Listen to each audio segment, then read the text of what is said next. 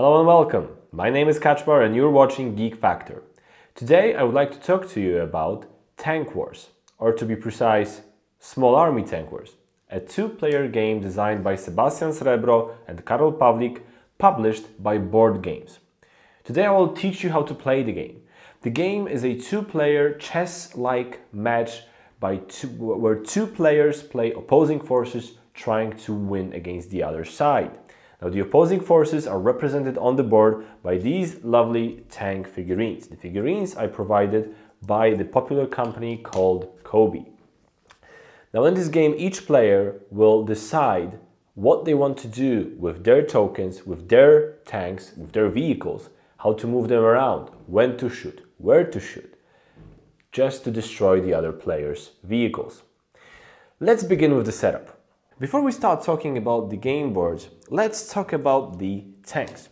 Now, as you can see, the tanks are proper COBI figurines. Now, in this case, in the case of my copy of the game, which is a prototype, these things came pre-assembled, but obviously you will get a chance to assemble your own tank. Now, each player picks a side and then gathers their tanks. But before we move on to that, let's move to those boards first. Each player gets a board. Now with that board comes this second side of it that you can kind of like jigsaw onto the right side, right here.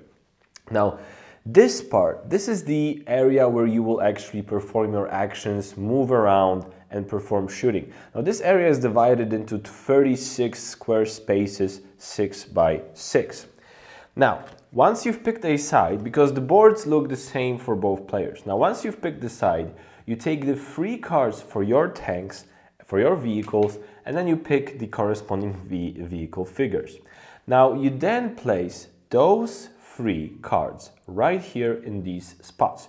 Now the order in which you place those cards matter, but it only matters for movement. You will see very soon in this video, we will talk about how you move those tanks around the board. Now what matters here is the order, because the tank, the vehicle that is on the very top place of this column will get to move first, the one in the middle will move second, and the one on the bottom will move third. So this is where it matters, this is where you count it, so be sure to plan ahead how you want to move those tanks, or when you're moving those tanks, please be aware of how those cards are located here. Once you've done that, once you've placed those cards here, you can now place the tanks on spaces whichever you want. You pick the spaces where you want those tanks placed and you place them. Let's say I sort of like place them randomly right here. Right now I'm not really planning anything, I'm just trying to show you how the game works. Once you've done that, you then put those armor tokens on your tanks. Now please be advised to not put the armor tokens on the spaces that look like this. You're only putting them on spaces that look like this and like this. So for example, this vehicle gets 2 armor tokens, this one gets 1, and this one gets 3 armor tokens. As you can probably guess, the armor tokens represent the health of the vehicle. If you have all 3 placed, then that means that vehicle is unharmed. If you, however, the vehicle, however, suffers 3 damage, then you remove 3 tokens, and then vehicle is destroyed. A vehicle with no armor tokens is considered destroyed and is removed from the game. Other elements that each player takes for their side are the command tokens, which will dictate how you move the vehicle around, the radio tokens, which you will then use to cover up the order tokens that you will use, the command tokens that you will use. You can see which radio tokens belong to which side by comparing how they look compared to the thing you can see right here on the vehicle cards. You then also take gunfire tokens corresponding to your side. Each side gets 3 at the beginning at least. And then other elements comprise the common pool area. For example, you have your artillery tokens. Be mindful, there are a lot more artillery tokens in the box. I'm just using this amount to make sure I keep things tidy, nice and neat for the purposes of this video. There are also the support tokens that you keep right here, and the 2 dice. Each die is a 6-sided die. One die has letters from A to F, and the other has numbers from 1 to 6. Now, aside from that, you keep those nearby so that every player can reach them quite easily. Nearby, you also keep the support cards. You give them a good shuffle, and then each player takes one support card into their hand, takes a look at it, but does not reveal it to the other player. Now, the game is played over a series of rounds. The number of rounds is indeterminate in the beginning because you play until one of the players has all of their vehicles destroyed. Now, until that happens, each round is played in the exact same order. There are 6 phases. First phase is the artillery fire phase. Then we have the movement planning phase, then the gunfire planning phase, and then the movement execution phase, the gunfire phase, and then we have the supply drop. These 6 phases take place in each of the rounds. Right now, let's take a look at the first phase, which is the artillery fire phase. This is where our artillery vehicles, and only the artillery vehicles, will fire upon the enemy's field. So the first thing you need to know about artillery fire is that it can only be carried out by the vehicle which has those shells visible on its card, right? So for example, from the 3 vehicles that I have right here, only this one will actually be performing artillery fire because these ones do not have the shells visible on the side. Now the number of shells tells me how many times I'm actually going to shoot. So because I have 4 shells, my vehicle is going to shoot 4 times. So every shot is conducted the same way. We roll the dice. Now, you have to remember that the shots are fired technically simultaneously, so it is possible to completely destroy a tank, but at the same round, the same tank will be able to destroy somebody else's. It's technically possible because they fire simultaneously. But in order to organize the play a little bit for yourself, to make it easier for yourself, to not create any unnecessary chaos, what we recommend is that each player takes 1 shot, then the next player takes 1 shot, then the player takes 1 shot again, and so on and so forth, until each player takes as many shots as is indicated by the number of shells on their card. Now each shot is conducted the exact same way. You roll the dice. Now what happens is, after you roll the dice, you will see the letter and the number. The letter will indicate the column where you hit, and the number will indicate the row. So for example, if I rolled E1, that means that my shot landed right here. Nothing is here. If the shot hits an empty field, what happens is 1 artillery token is placed right here. If there already was an artillery token on that area, nothing happens. We do not add anything more.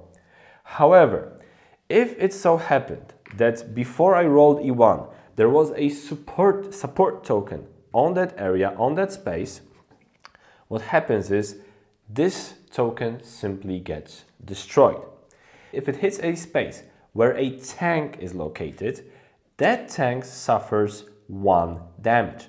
Now the way I count that damage is, like I said, I remove 1 armor token. So that's what happens. Now remember, if I hit the artillery vehicle, that artillery vehicle, even if I hit it like 4 times, enough times to destroy it, that artillery vehicle still conducts its shots, its artillery fire before the end of the round. What's important to note is that if you enter the artillery fire phase and you do not have an artillery vehicle because it's already been destroyed, then you can still perform a single artillery fire shot. It's called like a long-range artillery shot. You execute it the exact same way you executed all those other shots when your vehicle was still in play. Now let's discuss the upcoming 4 phases in one brief segment, because all those 4 phases are very interconnected with one another. So first is the movement planning phase. This is where you will use the command tokens to plan how your vehicles will move across your board. After that, you're gonna plan how you are going to attack your enemy's board using gunfire, and then you will execute both of these things. So you will execute the movement, you will move your vehicles around, and then you will execute gunfire. You will see if you are able to strike anything of value on your enemy's board, or maybe on your own board. You will see how that works right now. So let's begin talking about movement, and I mean movement planning, because obviously first you have to plan your movement, then you can execute it. So what happens is we have command tokens. And those command tokens tell us where and by how many fields we can move our vehicles. So the number says how many fields we get to move them, and the arrow says which direction we get to move them. So what do we have to take into the account? Well, first of all, we have to take into the account the capabilities of the given vehicle. So for example, we take a look at this place right here, and this icon tells me that this vehicle can only move diagonally, right? This one, for example, tells me that this vehicle can only move horizontally or vertically. Now this one tells me it can basically move in any direction. So I have to take this into account, because if I give the order of moving vertically, let's say, to a vehicle that can only move diagonally, that means that that vehicle will be standing still. Now I can sometimes do that. I can do it on purpose. I can give this order to a vehicle that cannot use this movement on purpose because I want it to stay put in the particular position. Because normally I have to assign command tokens to each of my vehicles. Now how do I do that? Obviously I do it in secret. So each player in secret decides which direction they want their vehicles to move and by how many fields, having only those 4 options, right? Now when they decide, they put a radio token on the command token, making sure the command token is still showing the direction where I want my vehicle to move, and that stack, that 2 token stack, is then placed on this area on my card. Now I do it with each of my vehicles. Pick a direction that is in accordance with their capabilities. I pick a number, I pick a side where I want to point it, put the radio token on it, and then place it right here. That's movement planning. Now what then happens is the gunfire planning. By that I mean we are taking those 3 tokens. Now we are placing them on our enemy's board. So obviously I will not be using these tokens on my board. The enemy will be using their tokens, and they will place them on my board because they will be trying to predict where my vehicles will go. But that's not the only thing. They can also place those tokens on support tokens. So if I have support tokens on my board, they can place those tokens right here, and therefore they will make sure that these tokens will be removed from the board. They will be destroyed. Now there is another purpose for these tokens, because I can technically put them on my own board in order to remove the artillery tokens, right? So when I'm putting those tokens on the board, I can put it on my enemy's board to try and hit their vehicles or hit their support tokens, or I can put them on my own board to remove the artillery token. Why? Because those artillery tokens make it pretty hard for me to move around. And as you saw, you can give in the single artillery phase, you can give 4 shots. All 4 of them can hit somewhere on the board, creating 4 holes that I will have to deal with and maneuver around. So I may want to use at least 1 or maybe all 3, it all depends on your strategy, of those tokens to put them on my board to make sure I remove those artillery tokens. So this is how we plan the gunfire. We place those tokens on the board, either on my board, if I want to remove the artillery tokens, or on my enemy's board if I want to damage their vehicles or destroy their support tokens. Important thing to point where you're planning the gunfire is that you can only have as many gunfire tokens as you have tokens right here on your vehicle, because you can see those vehicles have tokens right here. So this vehicle provides you with 2 tokens, this vehicle provides you with 1 token. So I can use 3 tokens to plan my gunfire. If, however, I lost one of the vehicles, for example, this vehicle got completely damaged, then in the next round I would only get to use 2 gunfire tokens, because I only count the tokens that are visible on the vehicles that are still in play. After we've planned the movement and we've planned the gunfire, we can then move on to the execution of them. So we first obviously execute movement. So this is what happens. Each player then removes the radio tokens from their orders. So how do you execute movement? This is where this order comes into play. This is what I told you at the beginning, right? The first vehicle that gets to move is right here, then the second one, then the third. So going from the highest position to the lowest one. So when you move the vehicle, a few things can happen. So unfortunately, this artillery token, I wasn't able to remove this one with this token before I got to execute my movement. So unfortunately, this vehicle hit the artillery token. What happens when a vehicle hits an artillery token is this token is removed from the board, but then this vehicle suffers 1 point of damage. So I remove 1 armor token from its card. Now, other things that can happen once you move the tank around, the vehicle around. First of all, if the vehicle was to end its movement on a space occupied by another vehicle, that's not allowed, which means that the entire order is basically cancelled, the vehicle does not move. The same thing happens is if a command token was assigned that is not in accordance with the vehicle's capabilities. So for example, this one, I assign a diagonal movement to a tank that only moves horizontally or vertically. That's an important thing. So if it hits an artillery token, it suffers damage. If it were to stop on another vehicle, it doesn't move at all. Now what happens is during your movement, you can technically happen upon quite a few artillery tokens, like for example 2, right? So I can move here and here.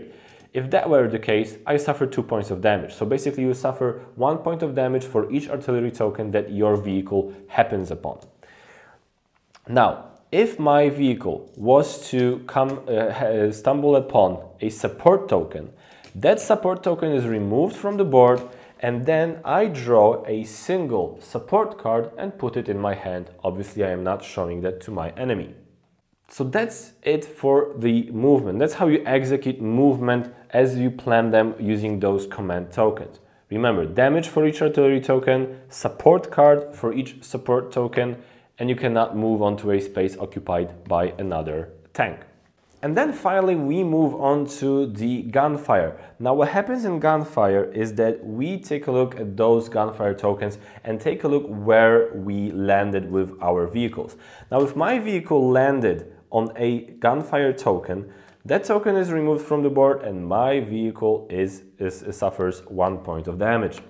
Now if a token landed on an empty space, nothing happened, it's removed from the board.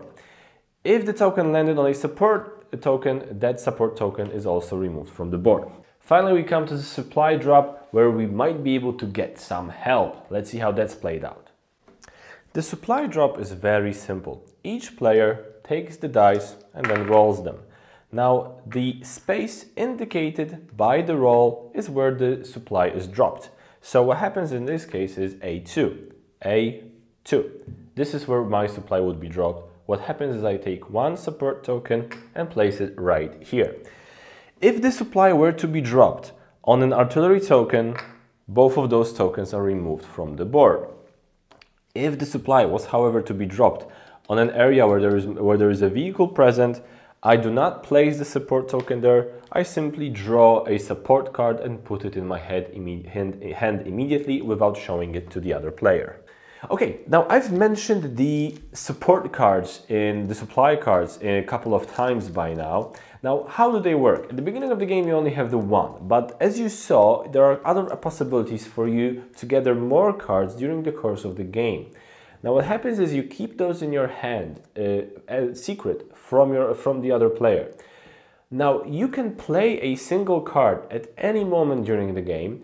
The only thing here to remember here is that it has to be in between phases. So you cannot, like, for example, in the middle of the artillery fire phase, drop a card. No, you have to wait till the end of the phase to do that. So you have to play them in between phases. Some of the cards you have to play during the particular moments, like before specific phases of the game. So right now, the way you play it is each card has a certain number of symbols on them. Now the number of symbols tell you how many times you can perform an action indicated by this particular symbol. So let's go over those symbols now and let's see what they mean, and by that I mean what they can what action they allow you to take once you play that card. For each of those symbols you can repair 1 damage on one of your vehicles, right? So if I have 2 symbols, I can then add 2 armor tokens to 1 or maybe more, or spread it among few of my vehicles. That's what that symbol is for. For each of this symbol, you perform a single artillery fire action in accordance to all the rules of artillery fire as described towards the beginning of this video. So as you can see, by playing this card, you perform 5 artillery shots. You roll both of the dice for each of them. So you can play this card after artillery fire. So for example, during the artillery fire phase, you shot 4 times using the dice each time. Then you play this card after the phase and you shoot 5 more times using these dice each time. So that's what that symbol does. This symbol means reports intercepted. So what happens is you use it at the beginning of the movement phase, at the movement planning phase to be specific. Now what happens is you take the 4 command tokens from your opponent, you pick one and you set it aside. Your opponent cannot use that command token this round. Communication interference. Now for each of these symbols, you can take an opponent's vehicle that is scheduled to move. Obviously they all have those command tokens together with the radio tokens on top of them. And for each of these symbols, you can take the stack and rotate it any way you want. You still cannot look to see what your opponent has chosen, but you can rotate it in order to confuse him, for example. Artillery observer. Now with this symbol, for each of those symbols, you perform a single artillery shot. But there's an important difference to how you do it normally. When you perform an artillery shot using this symbol, you take the 2 dice, but you pick 1 die and you set it to whatever value you please. And then you roll the other die. So in this case, I know I am hitting somewhere in column C. Now it's only a matter of which space I actually get to hit. This is what you do for each of those symbols. Now the first player to destroy all of their enemies' vehicles is the winner. That's it. That's all you need to know to be able to play Small Army Tank Wars. If you have any questions, please do not hesitate to put them in the comments below. Either me or somebody maybe from the board games company will be able to assist you as soon as possible. Now the game will be available to buy in a number of places. I will provide the link to one of the places in the description below. It will be available to buy from September 12th this year, so really soon. Or depending on when you're watching this, it's already available. I hope it was helpful, and like I said, any questions, notes, remarks, feel free to leave them in the comments. And until I see you next time, on behalf of my own and Board Games publisher, thank you so much for watching, and I hope I see you soon. Bye-bye.